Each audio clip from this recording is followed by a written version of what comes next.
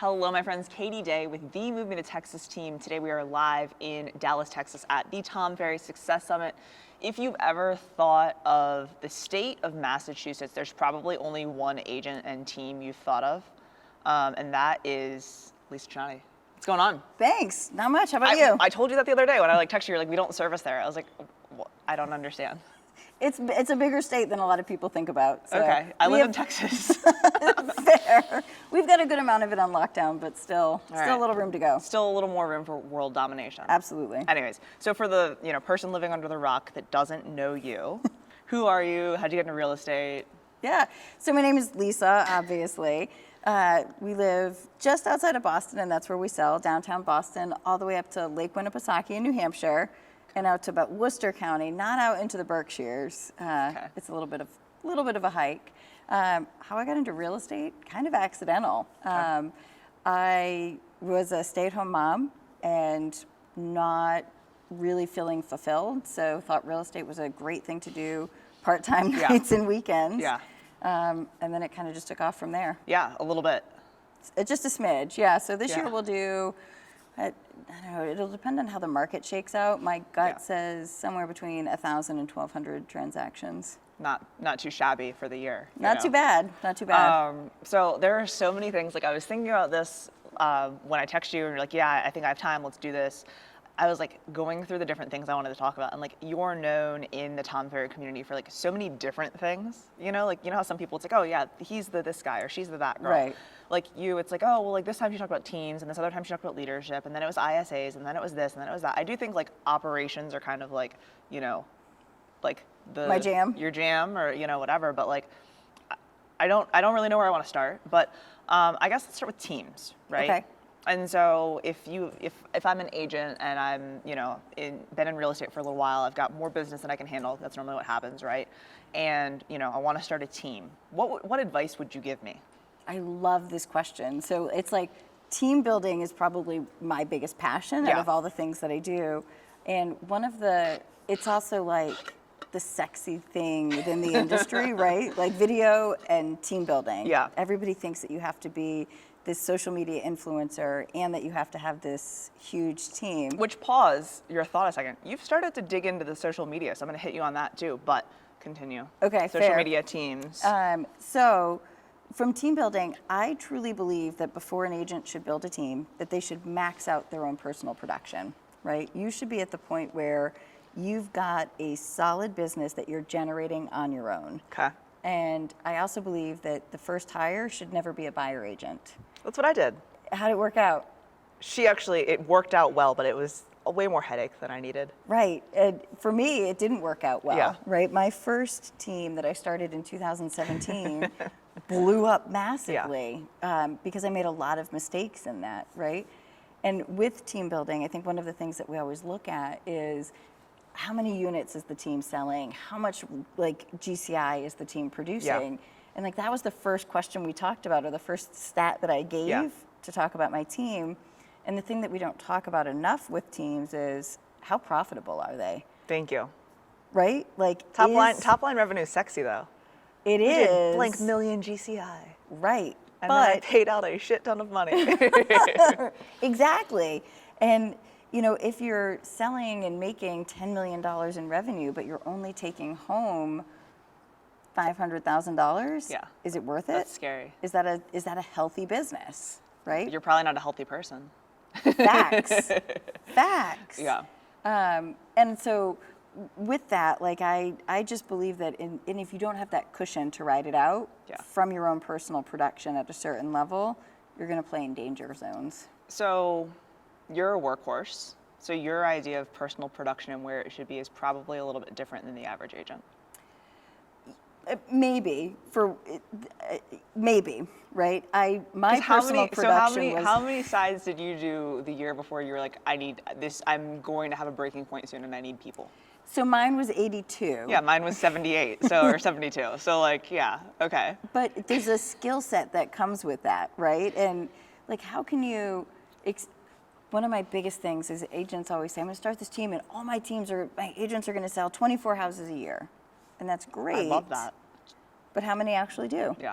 Right? And if you haven't done it and done not just that, but like the next level or the next level above that, how can you coach, guide, mentor, or expect somebody else to do that?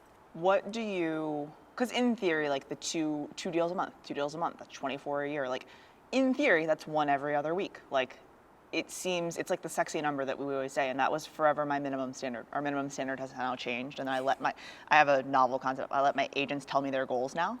Okay. It's weird. It's And funny then how they're that really works. excited about them because they made them themselves. Right? It's weird. Yep. And they might actually hit them. It's a leadership moment, you know. I've learned some in the past few years, but where do you feel like, I guess that minimum standard, or what do you think is like a good benchmark for agents, or do you think that it is just kind of like if you're contributing to culture, then that's cool? To be an agent on the team? Yeah. So mine is kind of similar to yours. I want the agent to set the goals, but there's a number where it's profitable for the team. Exactly. And there's a number where it's not. Yeah. And this again goes to the whole team building thing. You've got to know your numbers, right? Because it's not, I could hire 24 agents, and yes, it doesn't cost me any real money maybe, but the systems cost money, Yes. right? The C on your CRM costs money. The time to manage them, sweat equity Costs a or lot of check money, equity, yeah. right? That's still money that could be earned in different areas. So for us, the number is really about 8 is where we're break even. 10 is really where we start to see profit, because 9 is like, I don't know, when you're making like $1,000, is that profit? Like, Technically, but yeah, I get what you mean. right. So for us, that number is really about 10 deals a year. But I saw a chart that you posted on Facebook of, you know, agents on the team versus agents not on the team, and like, you know, I mean, what's your average agent productivity right now? Like, and I know you have more experience than the newer, so if you want to segment that, that's fine. Yeah, so it's actually a number that we track pretty closely, Yeah. right? And one of our goals is always to say, can we ever get to per person productivity, PPP, of 2? And we're not there. We took a slide back. We had some retention issues last year, did some course corrections, and we're in Yeah. a really good spot with that right now. But it means that the team is a little bit newer. So our per person productivity right now is sitting at 1.3. Okay. So the average agent on the team is doing 1.3 deals per month. Yeah. Or what's that work out to, like 16 deals a year? Yeah, Which is, yeah. I actually think, exactly what the graph actually showed. Funny. Yeah. Weird. But in the first year, because I think I was looking at in the chart that you're talking about, it was like, what did the agent do in 2021? Yeah. And most of those weren't here for a whole 12 months Yeah. to have that full 12 months.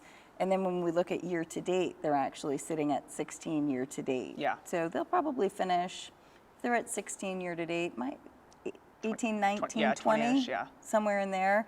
A lot of it's like, I'm sure just like your market, we kind of have some wonky stuff going on, and Yeah, I'd love to take the numbers. I mean, and now we're in like further into the year than halfway, so I'd love to like Right. double it. But I'm like, oh, I'll take double and then, you know, Right. rein it back some. So, what do you think?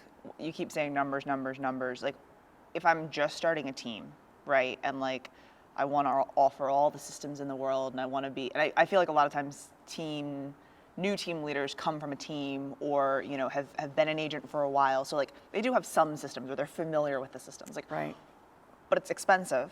Like, Yep. no one's gonna come and start a team like yours today. Like, that's not gonna happen unless they have like a trust fund or I don't know what, right? So my long-winded question is, what would be like clearly don't do it all today, but here are the things that you have to have in order to like know your numbers, and or like these are the systems that you need to implement. Like, I think there's 2.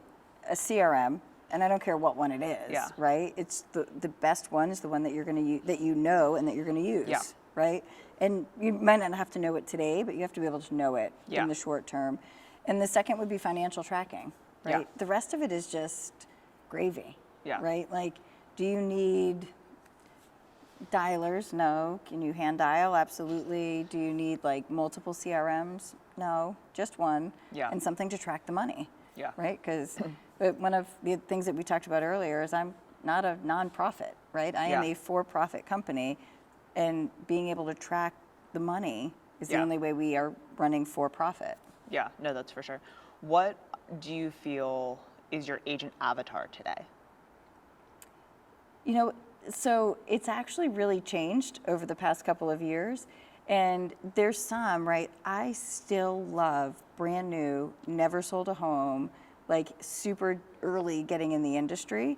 But that's really it. There's not an age, there's not a gender, there's not like a past experience or like you come from a certain area or you know a certain, like Yeah. it really just is like, are you hungry? Are you humble? And, are you kind of okay with some wackiness because we're just kind of a little bit out there? Well, earlier you said that you guys aren't allowed to have unicycles or pogo sticks in the office. So I was going to make the comment of like, do you guys even have fun anymore? Is that like, Oh yeah, we there's still have fun? oh, Okay. we still have fun. Hijinks. Yeah. My new one, I have this, I don't even know where it came from. There's this game where you toss rubber chickens. So we have Okay. like rubber chicken tossing Yeah, contests okay. and that kind of Yeah, stuff. no, and that makes sense. Seems legit, yeah. Totally.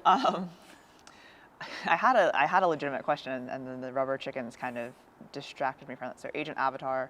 No, I think have you had a in-depth conversation with David Caldwell about the new agent versus experienced agent recruiting for teams? Oh, no, I haven't. Give that a whirl the next dinner that you guys Okay. are at together. Because Okay. he's feeling pretty strongly about when you coach with him some too, right? Like, don't I you talk to don't. him some? No, okay. No, I don't coach with him. I talk to him here and there, Yeah. but not. So next time you have a conversation with him where you have some time, Okay. be like, hey, so my agent avatar lately is just new agents and it's great, and we're, and I think you guys will have a very lively conversation Oh, okay. Yeah. I can't wait for this. for you. I would agree, though. I think that, we've started to go into some more experienced agents, but like the new agents, like I feel as if we have like a pretty good, like, these are the things you need to do to be successful, and if you do them, it's, whatever. So if they're humble and hungry, like, I think we have the right framework for them. So. Yeah, I think there's positives and negatives on both sides, right? There's a Yeah. heavy lift with the agent who's never sold a home, but there's a little bit of like changing bad habits and Yeah. trying to, I don't know the exact right way to say it, but It can be not PC.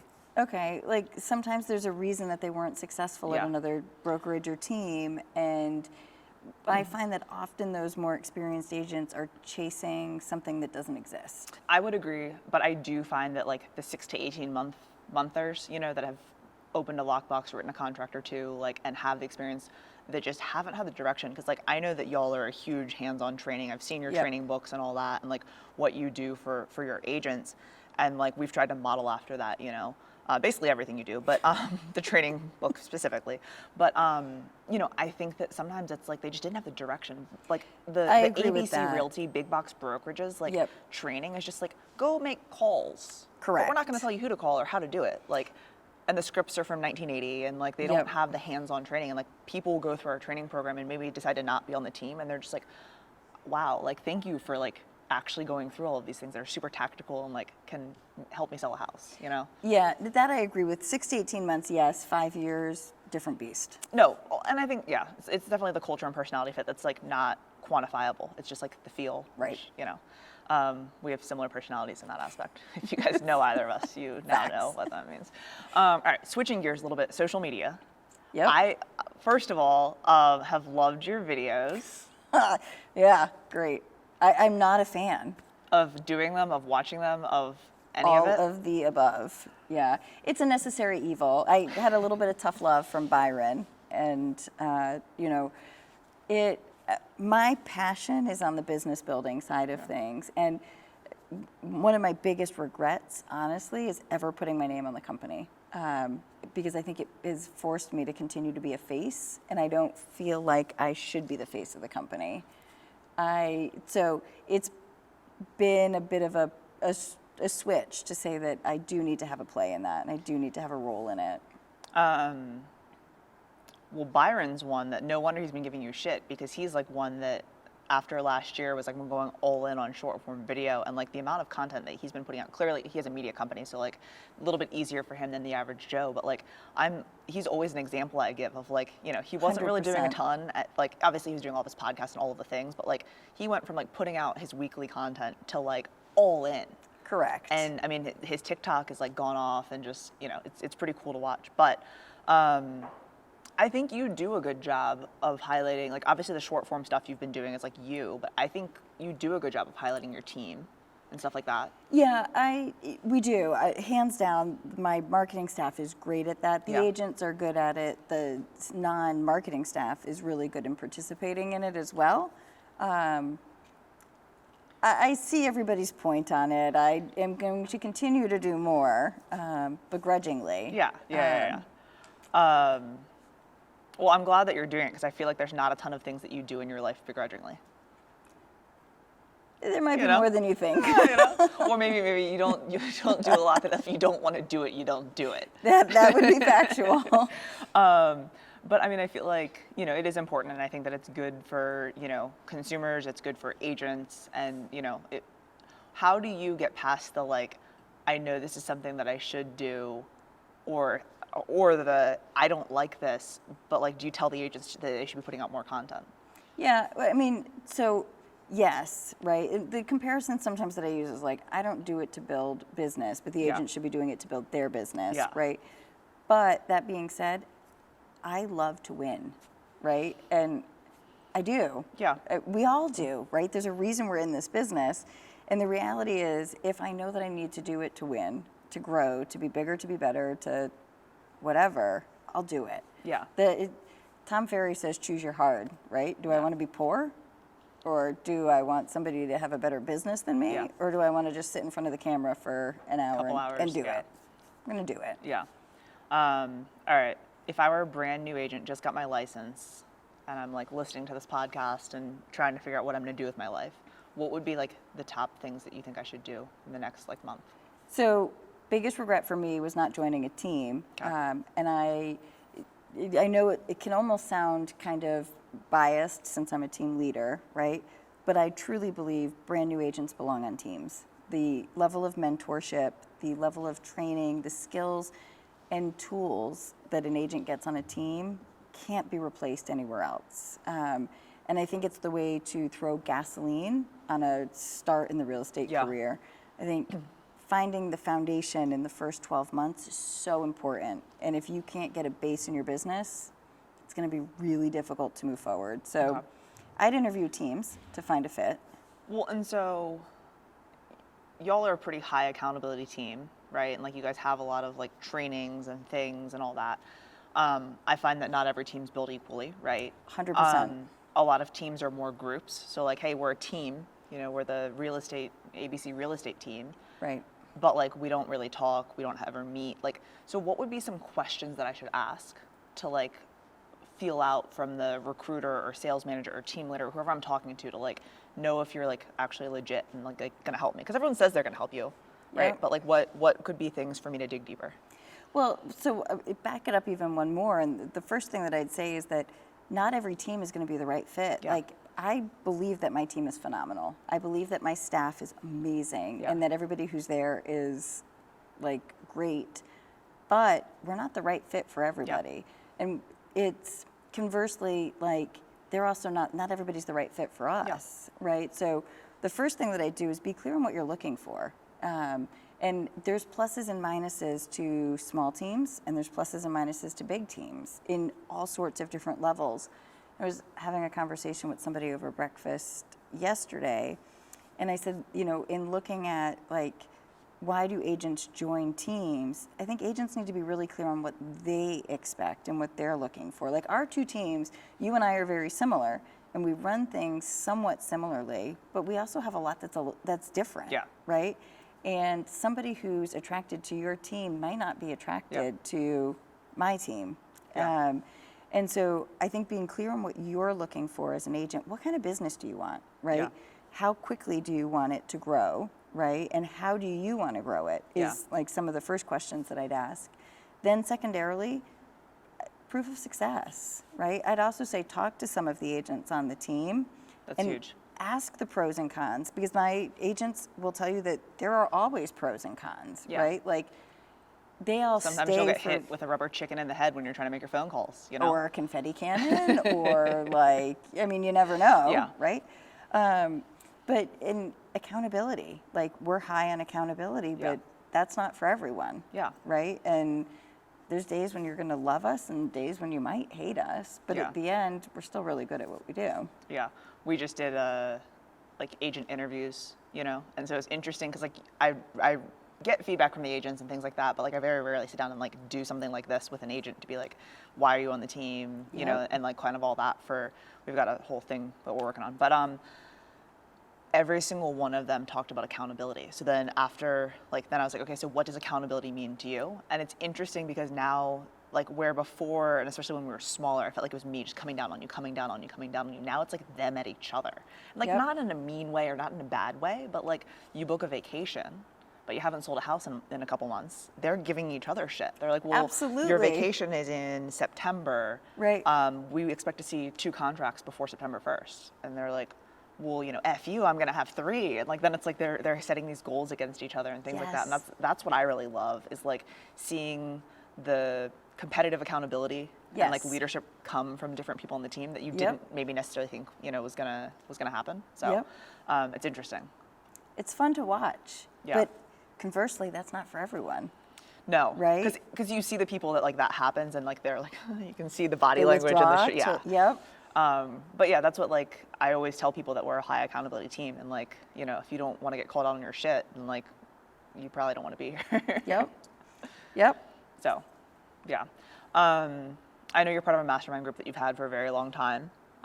Tight crew, you know, and y'all are very committed to like showing up. Like, you know, I always see the pics on Instagram and like pretty much everyone's in their office, or like they're there and engaged.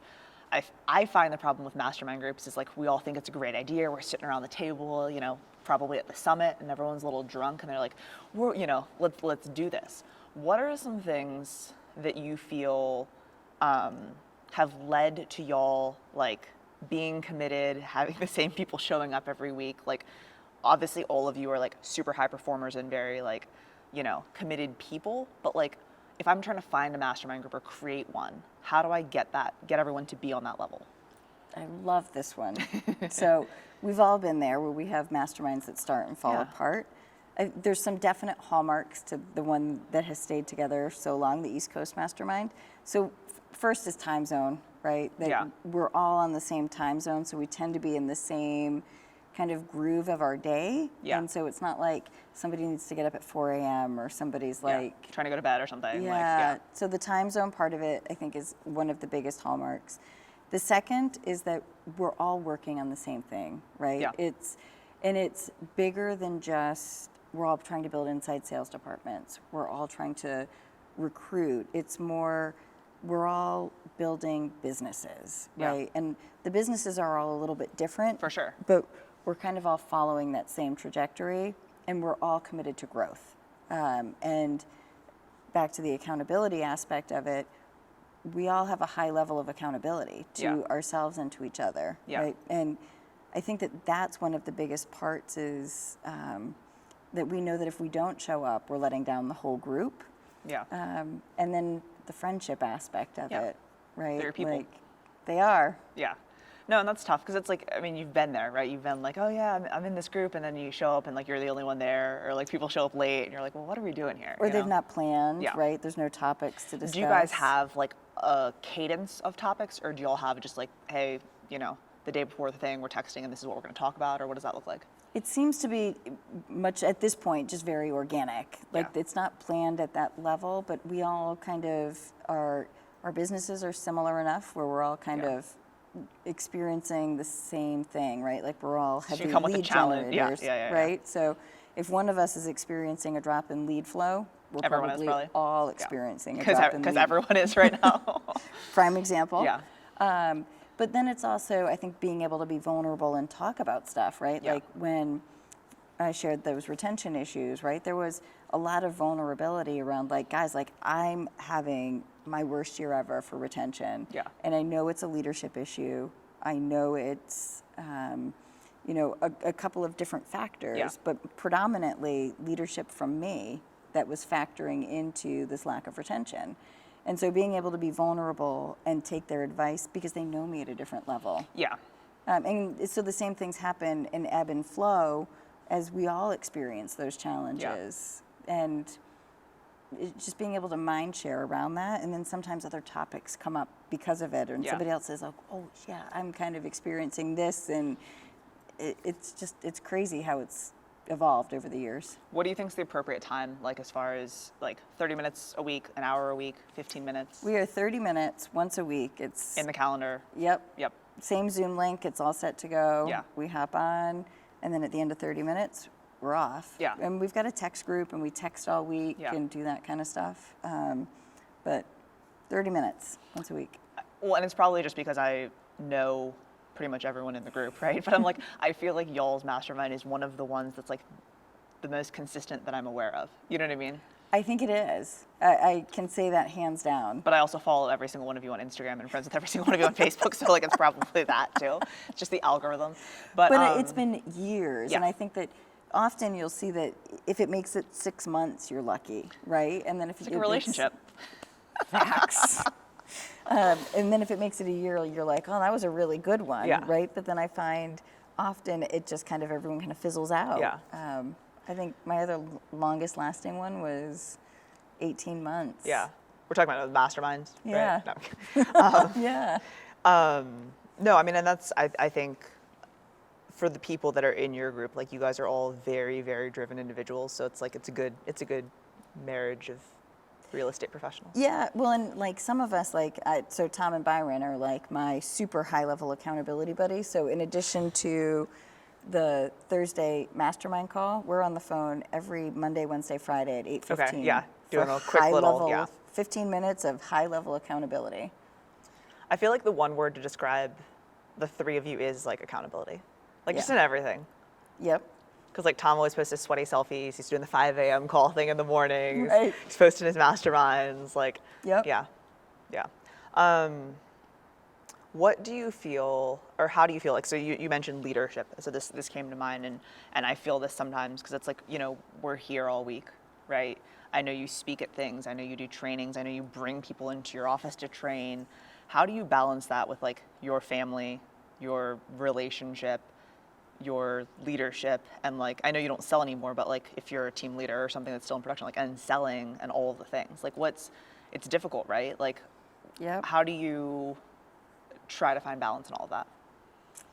Honestly, early on, I didn't. Yeah. And my coach at that point, I remember one time I was on a family vacation, and the fact that I went on the family vacation was huge, Yeah. but I was physically on vacation, But not. not really on vacation. And I will never, ever forget this moment in time. And there's a photograph of it that we were. And yeah, you can't forget it because it's permanently it's etched like, into the yeah. Yeah. It's like on my phone forever. But we were sitting on a dock in Belize, and I'm doing some work, and my kids are getting ready to go snorkeling with my husband and my kids and myself. And my kids were like, "Are you going to put down your phone?" I was like, "I'm going to get there. I'm going to get there." And I remember texting my coach at that time, and I was like, "Am I making a mistake? Right? Am I going so far into work that I'm losing sight of everything Yeah. else?" And his response back to me was, "Chinatti, you're going to work harder than others will for 3 to 5 years so that you can live the life that others can't Yeah. for the rest of your years. And you're going to give your family a life that they never dreamed of," right? And there was a grind for 5 years Yeah. to be able to get to the point where I can come here and know that the staff is handling running it, things yeah. at home. And my kids now even kind of talk about how they understand that there Now were that they're older, yeah. sacrifices, right? And they can look back and see it, that I never missed the big stuff, right? I never missed the final swim meets. I Yeah. never missed. My youngest daughter had really bad scoliosis and her spine is fused, and I was able to take 3 months off of work to be by her side in the ICU and home Yeah. while she was recovering. A blessing that we wouldn't have had. Well, and yeah, if you were working a 9-to-5 job, like that wouldn't have happened ever, right? Yeah, and the ability, like, there was some financial stuff that, Yeah. you know, the business enabled, that it gave us options to be able to visit surgeons that weren't covered weren't- by yeah. insurance, and know that we weren't having to make decisions about, like, our child's health care. Just based on finances. and stuff, Right. Yeah. And so were the sacrifices worth it?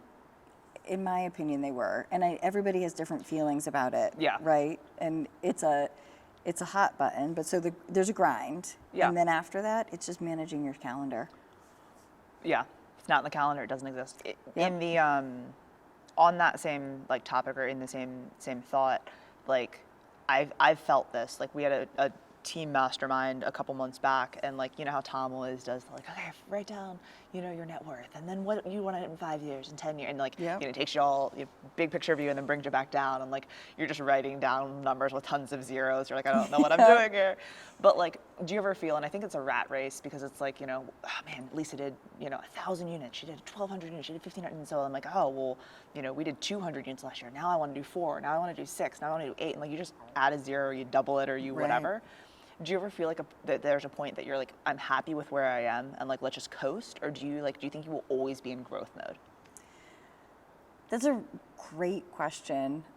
So I think I'll always be in growth mode. I don't know that I'll always be in growth mode at the level that we've been in growth mode. But I think if we ever stop growing, then I know that it's time to turn it over to somebody else. Okay. Yeah.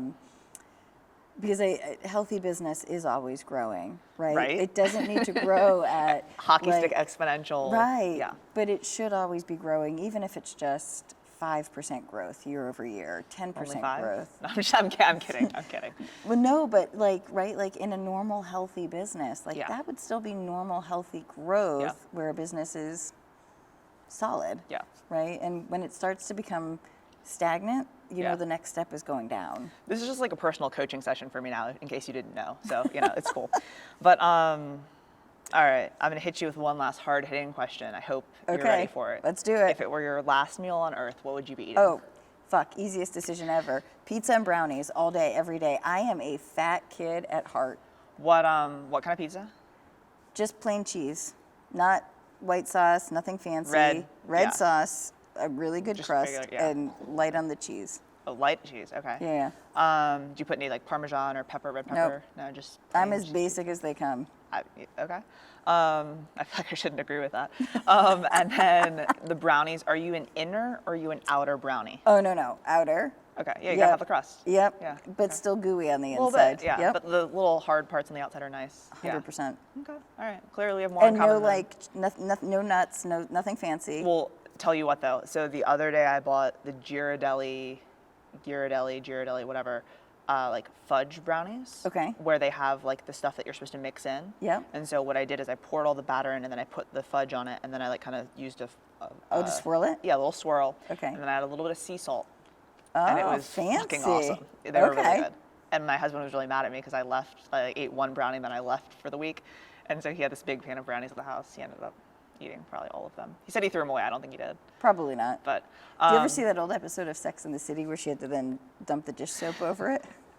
I feel like that sometimes at restaurants. That's why I like take my napkin and throw it on the thing. 'Cause, Right. Like I can't keep eating these. If it's in the house, I'm gonna eat it. 100%. If people don't already follow you on social, where's the best place for them to find you? Instagram or Facebook. Yeah. Okay. Lisa Chinatti. It's as easy as it comes. It is. Cool. Well, I appreciate you. Thank you so much for your time. Thanks for having me. This was fun.